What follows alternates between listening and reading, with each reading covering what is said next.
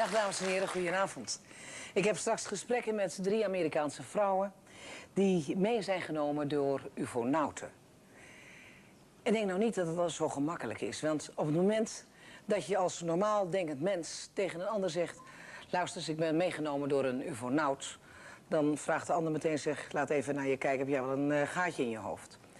Ze doen dat op advies van hun therapeut John Carpenter. En ik heb die interviews met ze mogen doen omdat Nederland per slot van rekening ver van hun Amerikaanse bed is. Het valt ze niet echt mee. Ze zijn er ook heel erg nerveus over, dat kunt u horen. Maar wij laten ook deze gesprekken aan u zien, omdat we ervan overtuigd zijn dat ook in Nederland vrouwen rondlopen met dezelfde ervaringen. Luister om te beginnen naar de verhalen van Debbie, Francis, Jeannie en Marilyn. Op een dag reden Debbie en haar moeder Francis samen naar huis. Het leek een rustig ritje te worden. Ze kenden de weg goed en het was klaarlichte dag.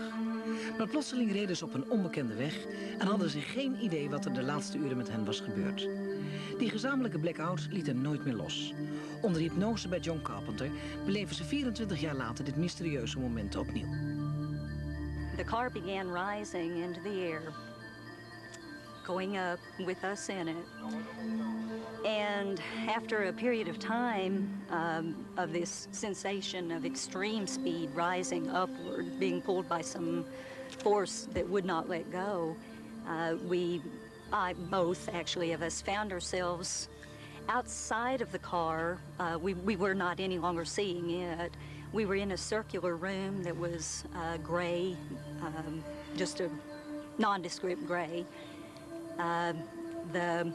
She and I were both standing there. There was a hallway in front of us, and there were several gray aliens that came over and took my hands and began walking me down the hall. Can you describe the aliens? How high were they? Do they have hands, feet, face? They do, yes, ma'am. They have very large heads. They're probably about 3.5 to maybe 4 feet tall. The eyes are very dark, slanted, larger than human eyes. The mouth is nothing but a slit. I didn't notice any ears. The nose, to me, all I could see was just a little, tiny little structure. It didn't look like it was really used. They're very thin. They do have 2 arms, 2 legs. The arms are longer than our arms. The hands are very different. The ones I saw had only 4 fingers, basically. One could have been a thumb and 3 fingers. They're longer. They had what appeared to be, to me, a kind of a fleshy pad on the end of the fingertips, almost like a suction pad, like on a frog type of thing. They're very non-human looking. What did they do with you? Where did they brought you? They brought me to a room that was brightly lit. They left Mother standing at that point. That was all I could recall, was that Mother was still standing back there. They brought me forward into a room which looked exactly, well, not exactly, but it's reminiscent of what a doctor's office would look like. It appeared to be a medical room. There was a table in there, and they led me over to the table. And somewhere in the process, I was disrobed, and they laid me upon the table and performed some kind of medical procedures. They appeared to be gynecological in nature. And after a time of performing these procedures, they finally got through with whatever they were doing. And then they got me on up from the table. The next thing that I recalled was being led out of that room into another room where this was a larger room. It was not as brightly lit as the medical room was.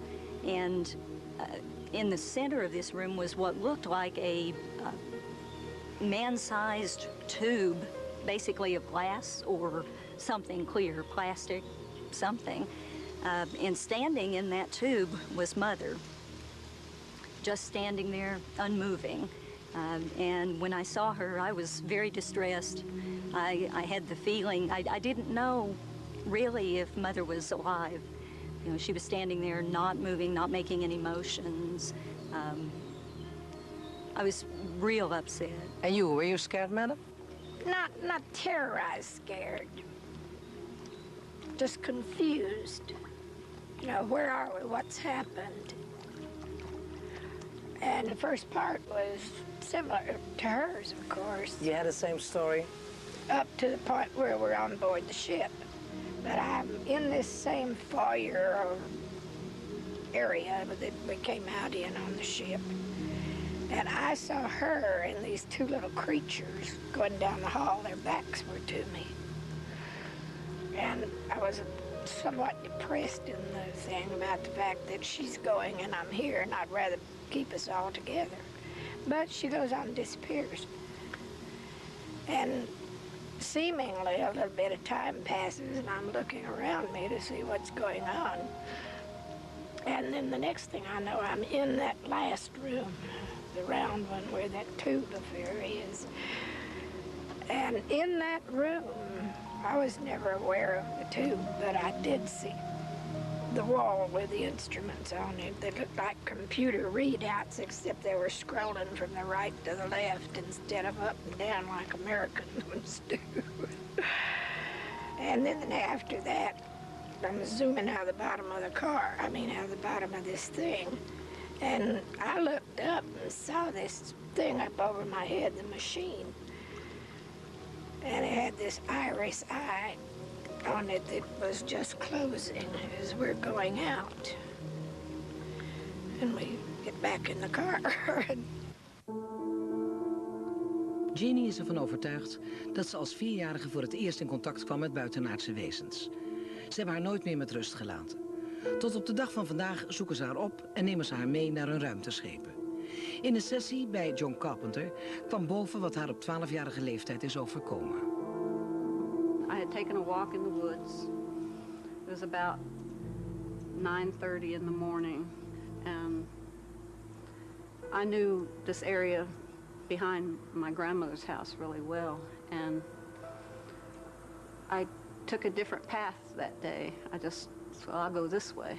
And as I was coming up the hill, this small being just stepped out from behind a tree and took me, started leading me up to this area where there was a clearing. And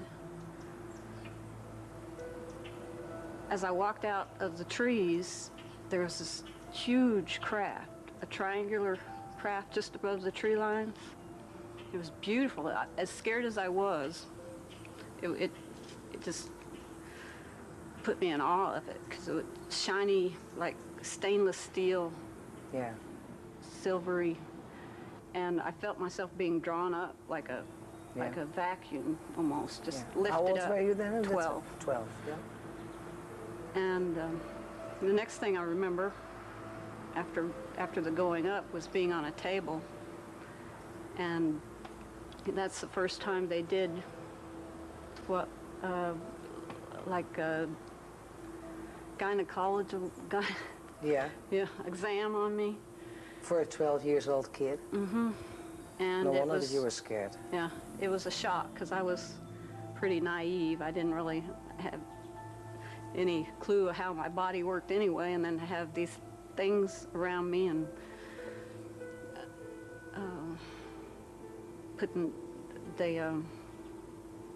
they checked me out and they put something in me, and it was really traumatic at the time. I feel like it sort of took some of my innocence away at the time, and it bothered me. Have you any idea what they put inside you? It was an instrument. I don't really know. It was like a tube-like instrument, like a gynecologist would use in a way. Can you describe the aliens for me? How did they look like? They were small, about that high, and no hair, large dark eyes, just a little, like a bump and 2 slits for a nose and a slit for a mouth that never moved. Well, maybe it might open a little bit, but as far as jaw movement, there wasn't any. Hands and feet? I remember 3 fingers and a thumb, and the feet, I never saw them more than, I don't know if they were wearing some kind of footwear or what, but it seemed to be like a one-piece, smooth-fitting thing, whatever it was. 10 jaar geleden rijdt Marilyn rond middernacht naar huis. Tot haar stomme verbazing is ze ineens de weg kwijt en wijst de klok uren later aan. Deze blackout maakt haar zo ongerust dat ze onder hypnose gaat bij John Carpenter. Dan komen de herinneringen aan die geheimzinnige nacht weer terug. The next thing I remember is being in the craft, laying on a table. And I had jeans and a jacket and shirt on. The jeans were on, but the jacket and the shirt and my bra were off. And around me stood men. They looked like people, but they were what we call the Nordic type. They were about 6 feet high, blonde with blue eyes. I've always been attracted to blondes with blue eyes, maybe because I'm of German descent. Scandinavian type. And they said they were friends, that I had seen him before, I would see him again.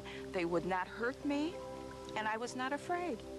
And what they did, they took little needles and put them into each of my breasts under my arm. And Did it hurt? I don't recall it hurting. No, not at that time. It did the next morning. It was sore, but not at that time. And why did they do that?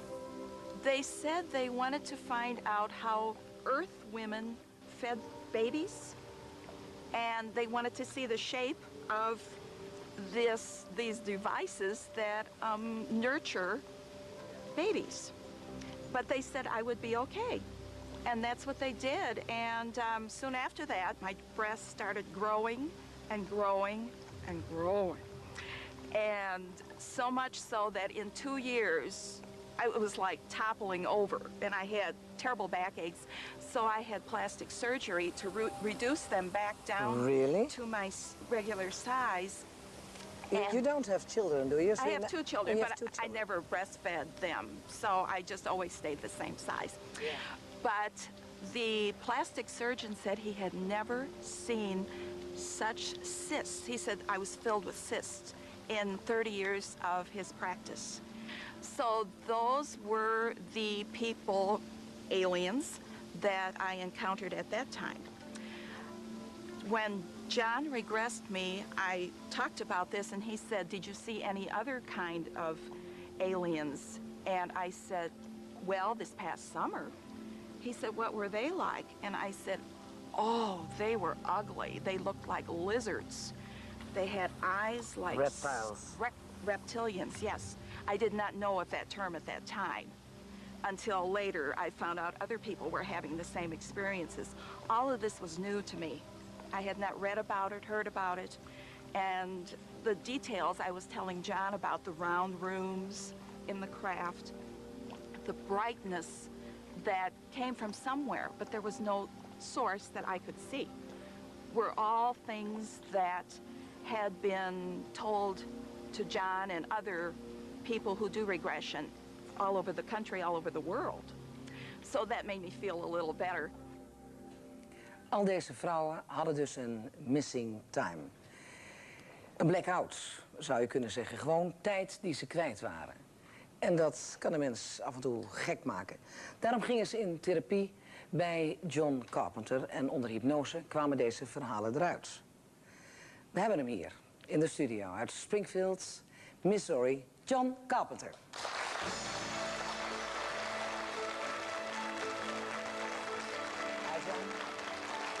Good to see you.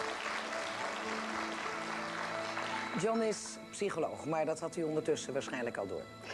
John, when do these women come for your professional help? And in which condition are they? Well, when they first come to me, they're rather upset, confused. They may not be sleeping well. They may feel anxious and jumpy. In the case of Debbie, she did not want to have any alien experience. She just wanted to find out what the logical explanation was for why she and her mother, neither one could remember an hour and a half of time. Mm-hmm. They didn't know anything anymore. They knew nothing except that they had a vague memory of a plane. They call it a plane. It had no wings, it had no windows, but it was silver and round, so it must be a plane. They remember seeing this strange object over the trees. That's all they knew from 20-some years ago. You had 90 of these cases. Mm-hmm. And what's the result of that? What do you believe of these stories? What is amazing to me is that these people have all different personality types, all different characteristics, backgrounds. Many have never heard anything about this type of research, and yet they come up with intricate details, such as an insignia on a uniform, or, as Debbie said, the pads on the fingertips. Many things which they could not have known about, many things that we still keep quiet about, that we do not publish, and yet these people will still come up with those details. And what is significant, especially in Debbie and her mother, Frances, that case, is that here you have two people who didn't know anything, both hypnotized independently, and their stories match. They see each other aboard. They see what each other is doing. They had no idea about that beforehand. For you, they are telling the truth. I have no reason to doubt them. They are sane. Me either, but... I'm in the psychiatric field, and they're not crazy. How reliable is hypnosis? There's been a lot of controversy about hypnosis, and I'm very, very careful with it. In fact, I ask leading questions which would suggest logical answers which would be wrong in terms of the research data. For example, I might say, what do you notice in any of the corners of the room that you're now in? Well, their eyes will go round and round, and they can't find any corners because it's a round room. But that's a logical question, and I'm leading them, but yet they still come up with, it's a round room, even though they didn't know they were supposed to say that. Yeah, are you afraid to lead them? I was at first, because I thought I would really mess up their mind, but what I've found is that their experience is so strong, they're so sure of what they've been through, that no matter how I try to lead them or suggest different things to them, it doesn't shake them. Why do these aliens abduct us? You should ask beings? them. Yeah. I have found from the research, it seems as though that they are very interested in our genetics. They're interested, they follow families through generations, and they seem to take samples of tissue. They seem to do things with the genes and the genetic sample. Mm-hmm. They create other things with those genetics. Why all these gynecologist investigations, you know, they're putting tubes inside, and why are they doing that? I wish I knew completely. Yeah. It seems as though they put the tubes inside either to insert something or to remove something, or to remove what they had inserted in a previous encounter. And as strange as that sounds, they haven't been known to do the usual things like check your heart or your lungs, or things which would be very common to a human exam. You would expect if people were making this up, you would hear that all the time, but you don't. Are these investigations only in their minds, or only in a physical way? Or also in a physical way? Do you understand what I mean? Yes. Such as whether it's an astral projection or something like that.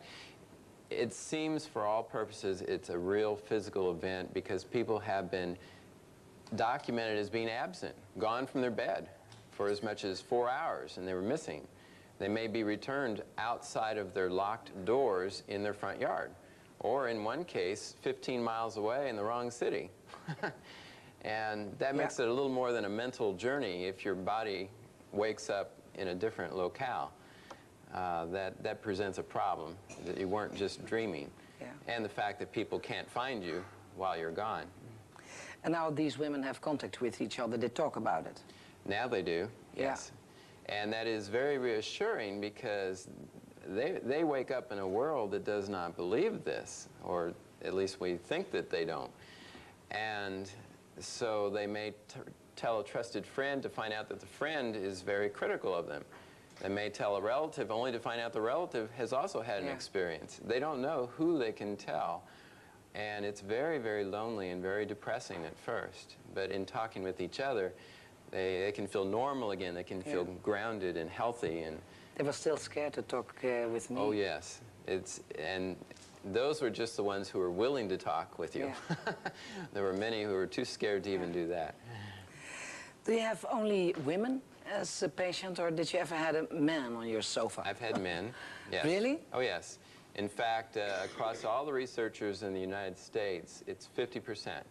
It's just that the men are even more reluctant to talk about what is out of their control, and that they have no way to change the outcome of what's going on. It bothers men much more, and men tend to hold their feelings in more. Women are a little more communicative in our country. Yeah, so women can handle it more. Well, it looks that way. I think when they talk about it, it does help them, and I think they move farther along in terms of accepting it and growing. Thanks. We gaan straks weer verder praten met John. En daarna de reclame. Want eerst laat ik u nog even een fragmentje zien van Merlin. Want als de reclame geweest is, komen wij terug met de seks, met de aliens en wat het voor een effect heeft op die vrouwen. Dus nog even Merlin. May I ask you a personal female question?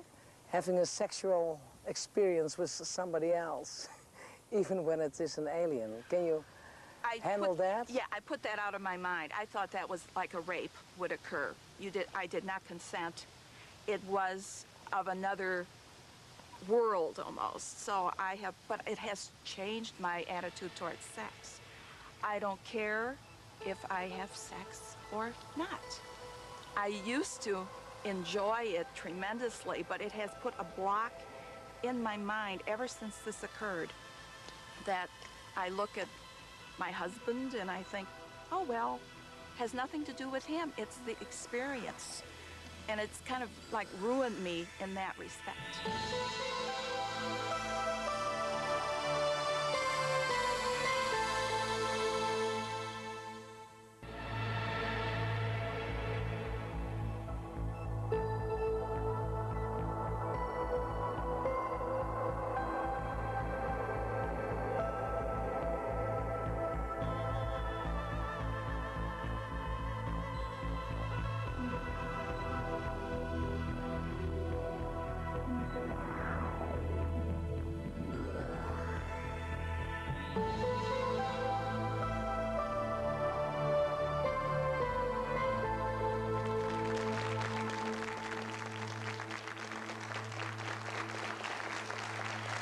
Ontvoerd door ufonauten. En daarover praat ik met John Carpenter uit de Amerikaanse stad Missouri, het plaatsje Springfield. Hij is psycholoog, heeft zo'n 90 gevallen onderzocht van mensen die een missing time hadden. Een tijdsbestek van soms uren waarvan ze niet meer wisten wat er met hun gebeurd was. Ik heb interviews gedaan met 4 vrouwen en nu kunt u horen het verhaal van Jeannie en Marilyn over hun sekservaring en het krijgen van kinderen.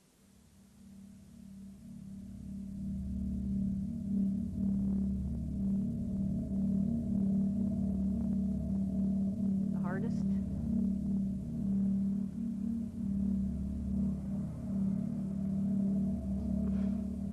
was being taken and having to have sex with one, which was very, very difficult. It was awful, really, you know, but it didn't seem like it was an evil intent. It was just they were just very unconcerned about my emotions through the whole thing. It seemed to be an experiment of some sort with a type of a mixed being, not just like the little one I described, but different. Mixture. Mm-hmm. A mixture of a human being? I assume so. I mean, it looked a little more like a human than these other kind did. Have you ever seen children or mixtures? Yes, I was shown several. Some were mine. They told me were mine. Some. Do you really think that they're yours?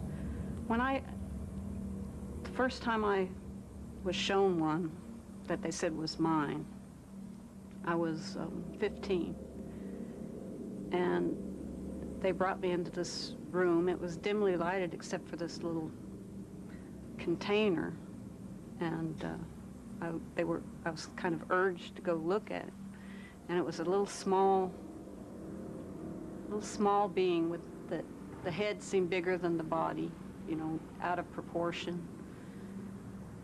And she had large eyes, but they weren't all black. They had... The baby. The mixture of an alien and a human being. Yeah, that they led me to believe it was mine, and I didn't want to believe it. And, you know, I didn't want anything to do with it. And they kept urging me to pick it up. And I resisted, but for some reason I did anyway. And it was like the instant I held it, I knew it was mine. There was some feeling or something of just holding it that I felt suddenly attached to it. And I was no longer afraid of it. I was protective and amazed because I was only 15 and to feel it was mine. And it was important for some reason that they wanted me to hold it, to touch it. And I didn't want to give it back up. Once I did, I was really upset when they took it back from me.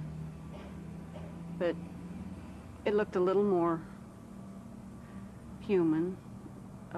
Had a little more of a nose and a mouth, kind of squeaked, made a sound. What do you feel when you're telling me this story now? I wonder about it, about her.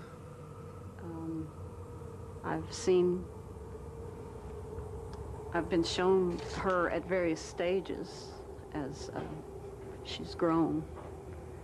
And I wonder, you know, where she is and what kind of life she has.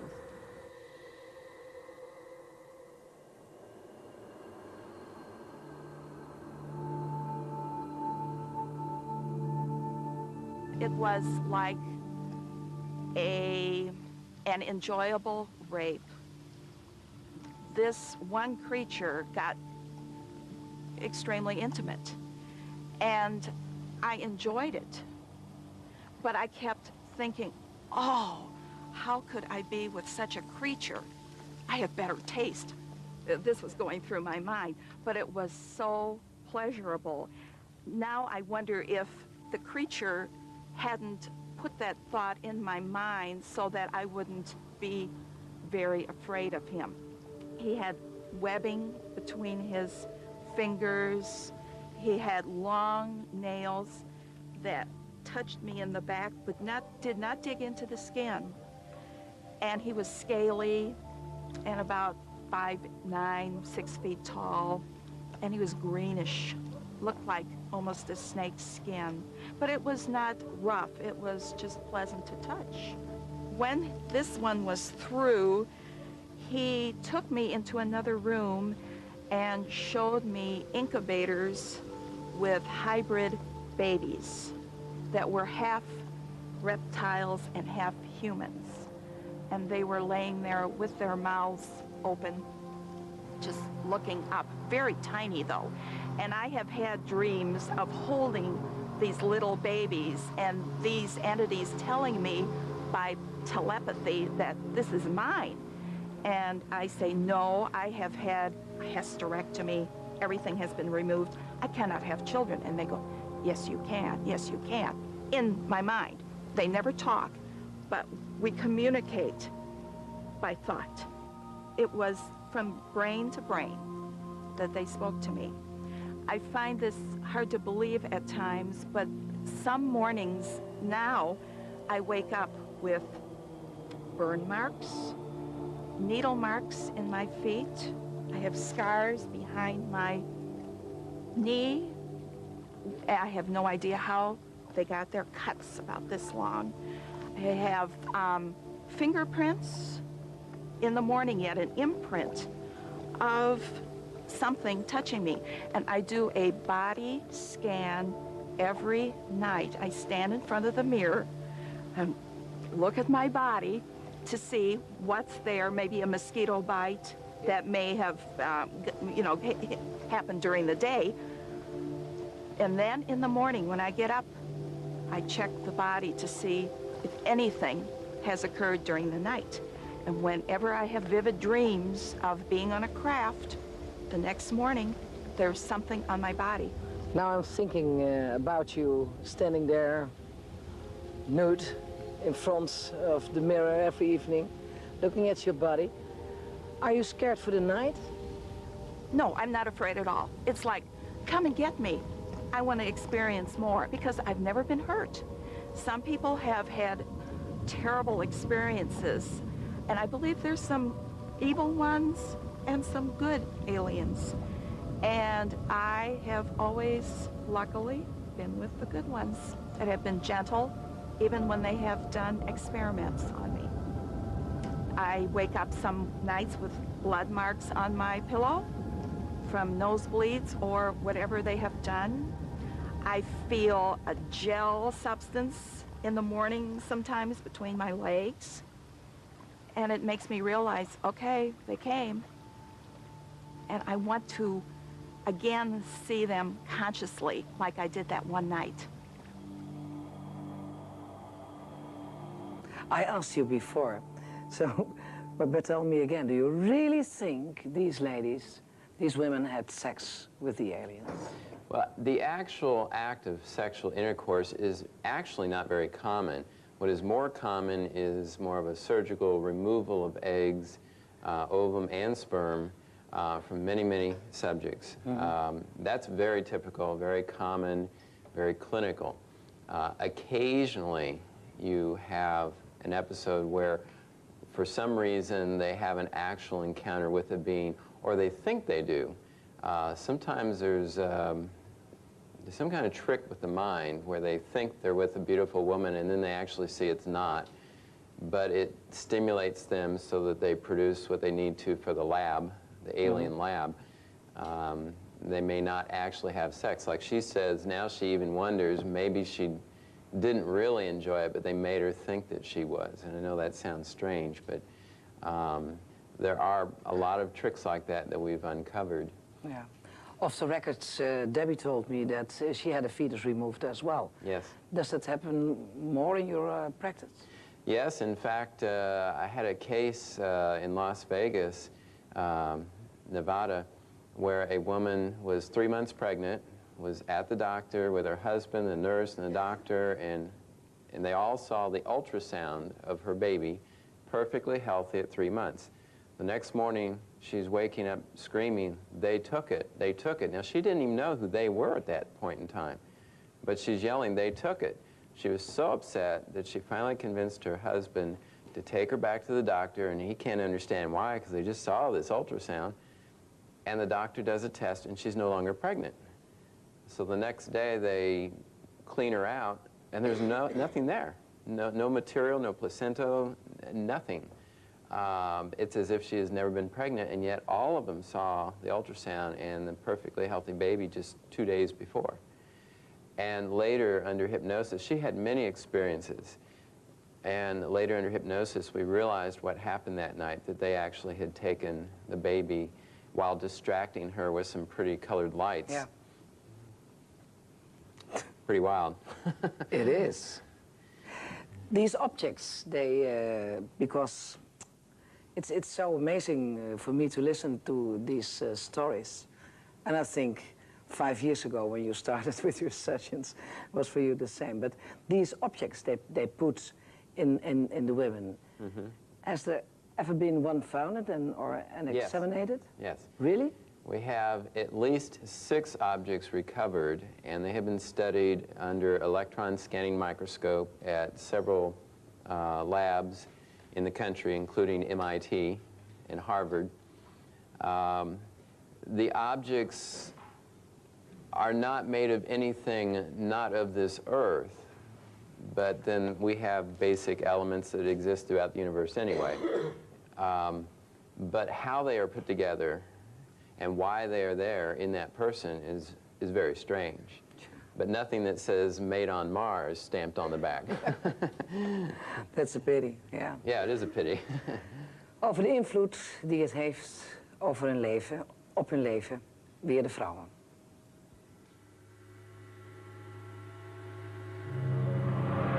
It's hard because you do feel isolated, even though you are fortunate enough to run into other people who have experienced these things. You still know that there are a lot of people out there that you can't talk to about this. You can't tell them that I talk to the aliens every night, you know, or whenever it is. There's one person in the world who knows that you are telling the truth, and that's your mom. Yes, thank God. Yeah, that probably helped me more than anything. If I had had only my own memories, it would have been harder, but because Mother and I shared that one, it's been a lot easier with having a family member who was there and said the same thing exactly, with no sharing, you know, of facts beforehand. After all these years, ma'am, how do you feel about the story now? I never had any particular ill feelings about it. I was always interested in esoterica of one sort or another. So to me, it was just another part of it. I was a fairy tale reader as a child. And you feel it as a fairy tale? No, but I mean, it's easier to accept something that is a little outside of ordinary daily life if you have read a great deal in other areas. So it didn't come as any particular stunning to me that it could be alien life, because I had never had a belief that we were the only ones in the universe. It's ridiculous for us to have supposed that the world was all there was. So I had no problem accepting them.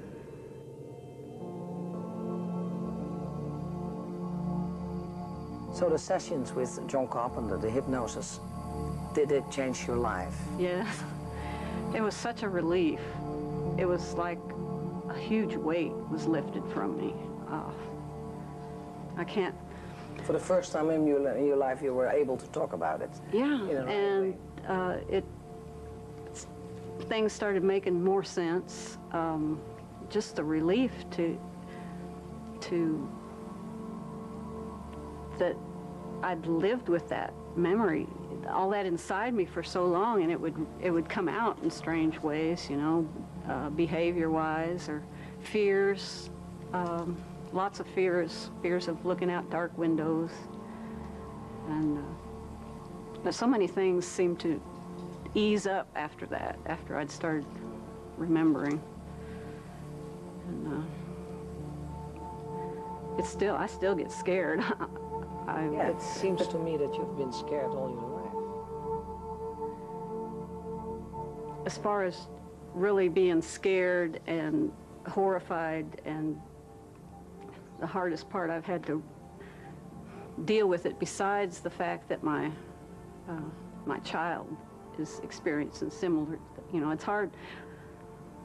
I've been able to deal with everything that's happened to me, you know, I can get through it, but it's knowing it started with my daughter. It starts with your daughter now? Uh-huh. How old is she now? She's 14. But she knows everything about your story? She's getting to know more now. I don't really tell her any of the details, but she's been around it, and she goes to meetings, so she knows. She knows to anytime anything odd happens around the house, she knows to tell me. Talking about hypnosis, do you think it will work out in a good way for your daughter as well? Or do you think for a 40-year-old it's not good to do that kind of things, but relating that to your own childhood, when you're not were able to talk about it, maybe you should talk about it with her, or somebody else has to do it? I think she would have to come to a certain, where she'd want to do it. I know now she wouldn't, I don't think she'd go for it.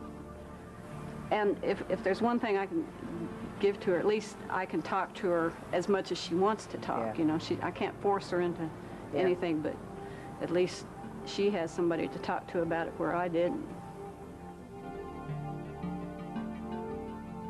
What does your husband say about it? He's having a hard time with this. It is not logical. We are Christian people, devout Lutherans who go to church every Sunday. This is not quite what we have been brought up to believe according to the Bible. But then we remember Jesus had said there were worlds that we did not know of. So this comforts me. I have talked to my minister, and he also said there have to be other worlds. So that makes me feel more comforted. I feel much better than I did at the beginning. It was like removing a sliver out of your finger. It bothers you until it's taken out. After John completed the hypnosis, I felt much better. It was like, okay, now I know. Are you still doing the hypnotic sessions with John? No, I have not had any in several years. I feel comfortable.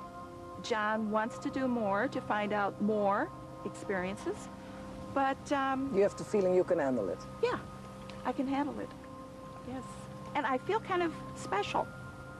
I really do. Privileged? Yes. I do. No doubts about that. It has influence on their daily lives. Yes, indeed. Marilyn says she feels special, but that's kind of rare. There's so many different reactions people have had to this, and what's interesting to me is that I look at the information that I've gotten from all these sessions, and it's basically the same kind of experience, but yet you have such a wide range of reactions. And so it reminds me, if you send your audience here to a movie theater and you have them watch some controversial film, they'll all come out having seen the same exact thing, but all have all these different reactions. Some hate it, some love it, some thought it was a waste of time. And that's human nature. Yeah. So if you put all those same people through this kind of experience, you're going to have a wide variety of reactions. I got the impression that these aliens are coming to families. You know, Debbie with her mother Frances. Off the records, I talked with her sister. She didn't want to do an interview with me, but off the record, she told me exactly the same story. Yep. You know, a whole family is involved with it. Now, Jeannie, with her daughter, she's scared to death for her 40-year-old daughter. How come? They occur only in families in America? No. It seems as though in America, at this point, there's a little more comfort in talking about it. We didn't think Russia had anything going on. Now that there's more freedom in Russia, we are starting to get similar stories out of them same way. It's not so much where it occurs, but where it's reported. Who's willing to talk?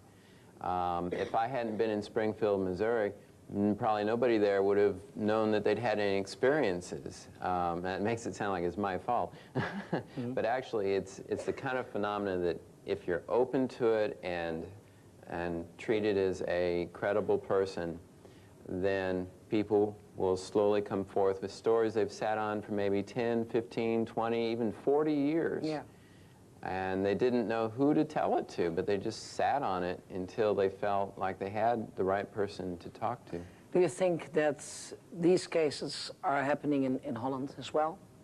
So anything you want to tell the people here in Holland, which I didn't ask?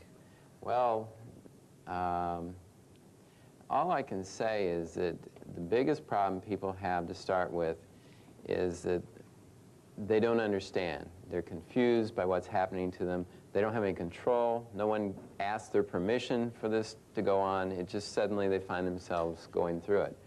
And other people think they're crazy. They think they're crazy. In fact, I've had people wish that I could find a diagnosis for them because they'd rather be crazy and then get treated than to have this kind of experience perhaps again happen. And is that the main problem with all these people? That they're afraid of all the other people, they think they're crazy?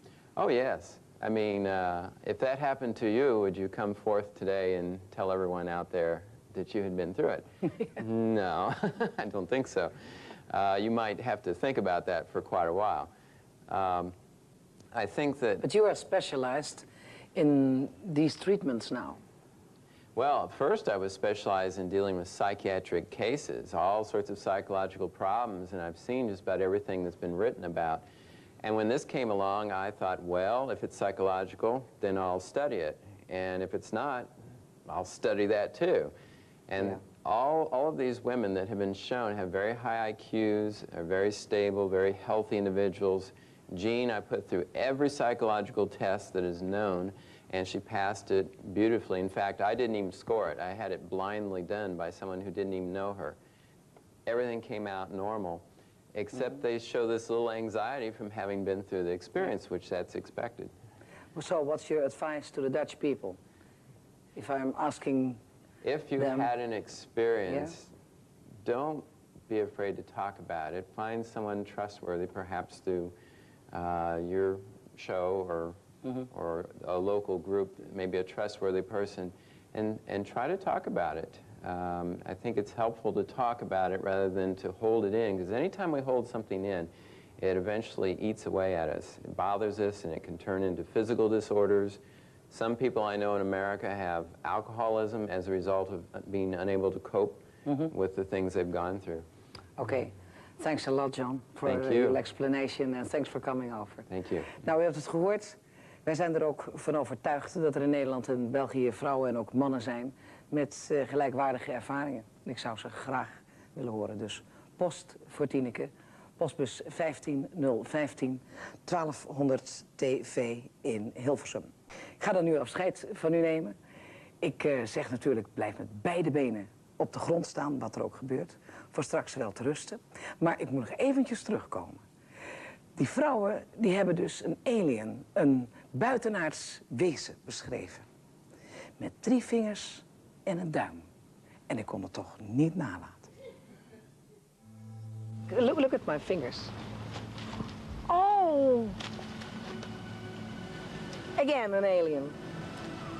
Oh, my heavens. They have 4 fingers. I know. That's what you told, old ladies told me. Oh, my goodness. I am speechless. Really? Yes. Good to meet you.